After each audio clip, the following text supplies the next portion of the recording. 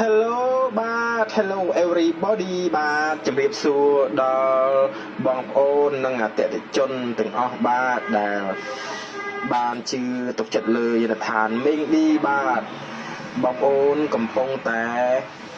រាវរកប្រេងម៉ាស៊ីន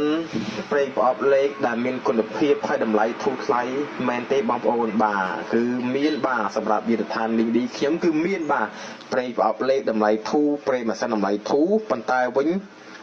គីឡូវិញគឺញាក់សាច់បងញាក់សាច់តែម្ដងបងប្អូនបាទបាទគីឡូប្រេងប្រអប់លេខវាយើងដូរជាបាទលក្ខណៈថានេះម៉ាស៊ីនបឺតបងប្អូនបាទប្រេងប្រអប់លេខគឺយើងត្រូវការម៉ាស៊ីនបឺតម៉ាស៊ីនក្លុកដើម្បីឲ្យបានប្រេងថ្មីសុទ្ធចូលទៅក្នុងម៉ាស៊ីនឬប្រអប់លេខបងប្អូនបាទហើយចំណែកប្រេងម៉ាស៊ីនវិញគឺអាចយើងប្រហូរដៃធម្មតាវាខុសពីប្រេងប្រអប់លេខបាទតែយើងដាក់ម៉ាស៊ីនក្លុកព្រោះយើងចង់បានប្រេងថ្មីយើងដូរម្ដងទៅ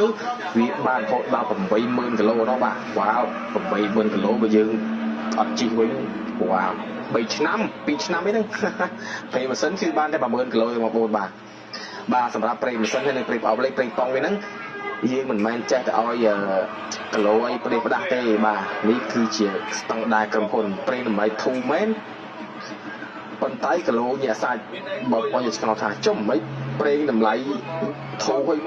គីឡូបាត់ឆ្ងាយមែនមិនមែនដឹងអីជាដាក់អីហ្នឹងណូបាទគឺមិនមែនចេះតែដាក់ទេបងប្អូនបាទគឺយើងចេះតែដាក់អាចធ្វើឲ្យម៉ាស៊ីនរបស់បងប្អូនឡោកបាទឡោកគឺខាងខ្ញុំគឺសងទាំងស្រុងហើយបាទគីឡូនេះគឺគីឡូស៊ីនបងប្អូនបាទតែម៉ាស៊ីនគឺតម្លៃធានាបាទប្រេងម៉ាស៊ីននេះគឺកាត់បន្ថយកម្ដៅ